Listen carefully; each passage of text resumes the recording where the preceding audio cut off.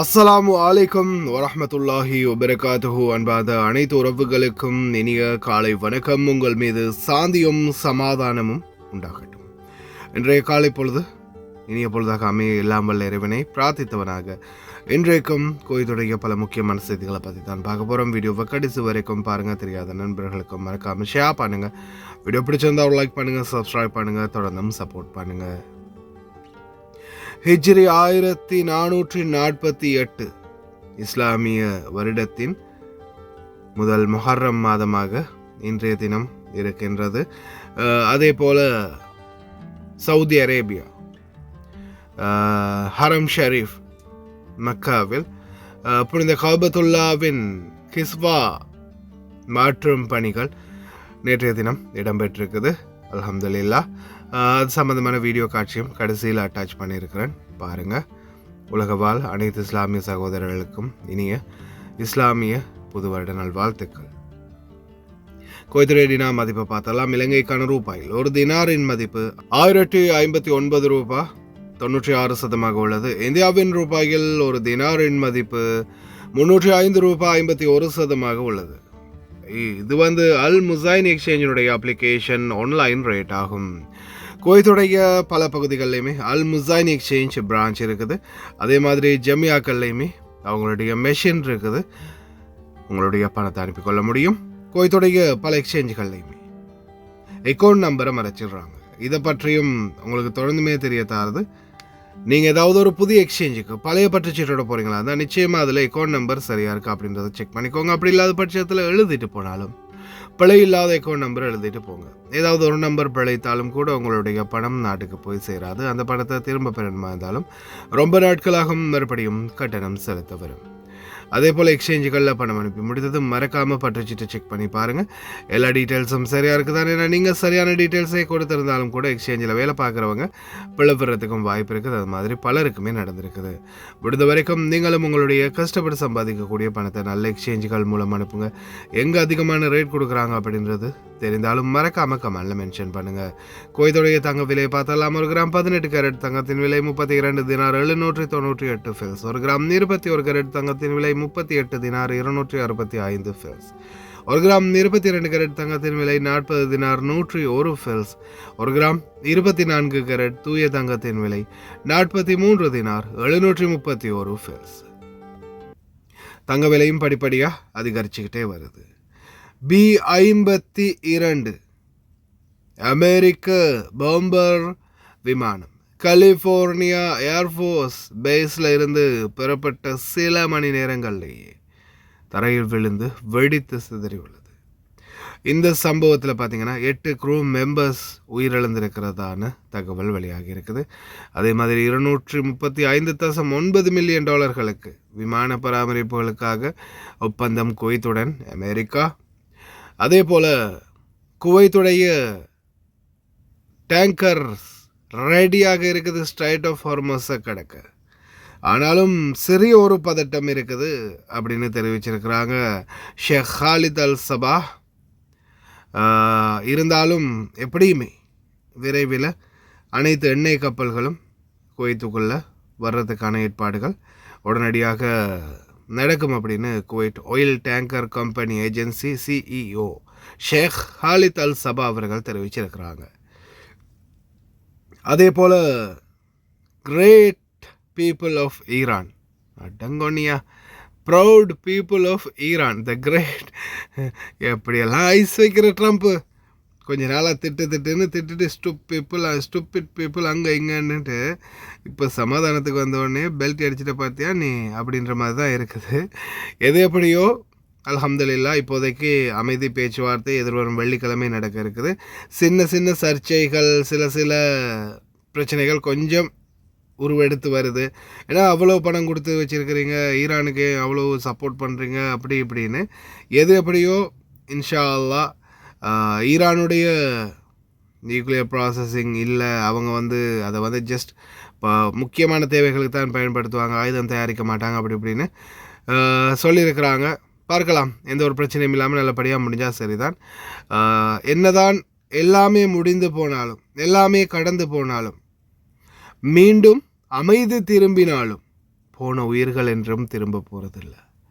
4 இராணுவ அதிகாரிகள், ஒரு குழந்தை, ஒரு இந்திய சகோதரர் எங்களுடைய மனதில் நீங்கா நினைவில் என்றும் இருப்பீர்கள். உங்கள் அனைவருக்கும் எல்லாம் வல்ல இறைவனின் அருள் கிடைக்கட்டும். ஜன்னத்துல் ஃபிர்தௌஸனும் உயர்ந்த சொர்க்கம் கிடைக்கட்டும். பஹ்ரைனில் 12 பேர் பிடிபட்டிருக்கிறாங்க. எல்லாமே பார்த்திங்கன்னா 10 வருட சிறை தண்டனைக்கு உட்படுத்தப்பட்டிருக்கிறாங்க. ஈரானுக்கு ஆதரவாக அந்த யுத்த நேரத்தில் கோஷம் போட்டவங்க. அடுத்ததாக குவைத்துடைய முன்னாள் உள்துறை அமைச்சர் ஷேக் தலால் காலித் அவர்களுக்கு 3 வருட கடூழிய சிறை தண்டனை. மீண்டும் இன்னொரு புதிய கேஸில் சிக்கியிருக்கின்றார் ஷேக் தலால் காலித். அதே போல் குவைத்துடைய புதிய பாதை 5வது ரிங் ரோட்டில் பார்த்திங்கன்னா சால்மியா டு ஏர்போர்ட் ரோடு ஓப்பன் ஆகி இருக்குது. தாராளமாக பயன்படுத்தலாம் அப்படின்னு தெரிவிச்சிருக்கிறாங்க. அடுத்த மிக முக்கியமான தகவல், குவைத்துடைய பாதுகாப்பு சரியான ஆபத்தை நோக்கி போகுது அப்படின்னு சொல்லலாம். டிராஃபிக் வயலேஷன்ஸ் மூலமாக கடந்த நாட்களில் மட்டும் பார்த்திங்கன்னா கிட்டத்தட்ட 21,258 டிராஃபிக் வயலேஷன்ஸ், அதாவது 8 நாட்கள் அப்படின்னு தெரிவிச்சிருக்கிறாங்க. கிட்டத்தட்ட 905 எமர்ஜென்சி கேஸை டீல் பண்ணியிருக்காங்க. அல்நஜ்தா, அதாவது போலீஸ் இன்குவரி டிபார்ட்மெண்ட் விசாரணை குழு 24 மணித்தியாலங்களில் 152 ஸ்பீடிங், அதாவது வேக வயலேஷன்ஸ் விதிமீறல்கள், அதே மாதிரி மொபைல் ஃபோன் 194, சீட் பெல்ட் உட்பட பல வயலேஷன்ஸ் பதிவாகி இருக்குது. அதே மாதிரி 181 மற்றும் 177 ஸ்பீட் எஜிப்திய நாட்டவர் நாடு கடத்தப்பட்டிருக்கிறாங்க. அதே மாதிரி 223 நோ பார்க்கிங் வயலேஷன்ஸ் உட்பட 3 ஹாஸ்பிட்டல்களில் பதிவாகி இருக்குது. ஜாபர் ஹாஸ்பிட்டல், அதே மாதிரி முபாரக் ஹாஸ்பிட்டல், இந்த மாதிரி ஹாஸ்பிட்டல்கள்லையும் பதிவாகி இருக்குது இந்த சம்பவங்கள். தயவு செய்து ரொம்ப கவனமாக இருங்க. நாம் இந்த நாட்டுக்கு சம்பாதிக்கிறதுக்காக வந்திருக்கிறோம். முடிந்த வரைக்கும் இந்த நாட்டுடைய ரூல்ஸை சரியாக ஃபாலோ பண்ணினா நல்லபடியாக நாம் சம்பாதிச்சுட்டு நாட்டுக்கு போய் சேரலாம். எப்படி கொடுக்குறாரு பார்த்திங்கன்னா கையை, தவறு செய்கிறதுக்கு முன்னாடி சிந்திச்சுக்கோங்க. Vice President Vance here to talk a little bit about what is in the Iran deal, the great peace deal that the President of the United States made last night. Number one, what this deal means is that the Straits of Hormuz are open immediately. You're already seeing oil and gas prices come down just over the past 24 hours. Number two, it ensures that Iran will never have a nuclear weapon. And we have to back up for a second and appreciate that what the president has done is completely decimated Iran's nuclear program. Now, this deal really has two pathways. On the one hand, if the Iranians make the long-term commitments never to rebuild, then they're going to be welcomed into the world economy. If, on the other hand, they try to rebuild that nuclear program, they're never going to have the resources in order to do so. So it's a win-win for the American people. We ensure Iran doesn't have a nuclear weapon either way. And now it's really up to the Iranians. Over the next few months, we're going to see if they're serious about dismantling that program for the long term. If they do, the president has said, we want their country to be successful. But what we know is that our country is successful thanks to great presidential leadership and a lot of good decisions. Thank you, guys.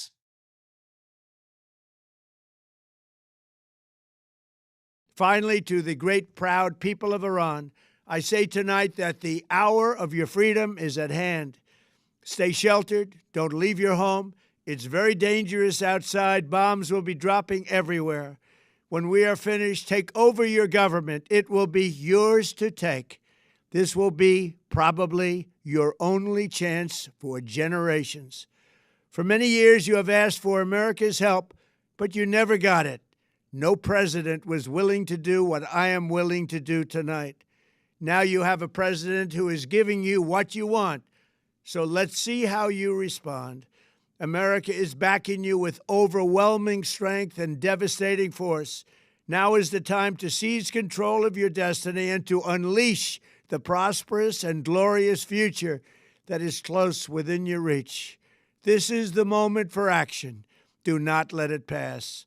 أعلنت الهيئة العامة للعناية بشؤون المسجد الحرام والمسجد النبوي ممثلة في مجمع الملك عبد العزيز لكسوة الكعبة المشرفة بدء أعمال مراسم تغيير كسوة الكعبة المشرفة جريا على العادة السنوية.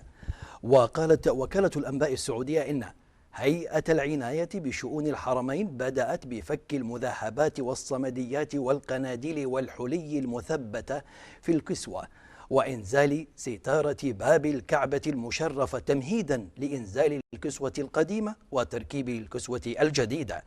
وتحظى كسوة الكعبة المشرفة منذ 100 عام عناية المملكة الفائقة بالحرمين الشريفين وحرصها على تجديد كسوة الكعبة المشرفة في مشهد مهيب وتاريخي يتجدد كل عام.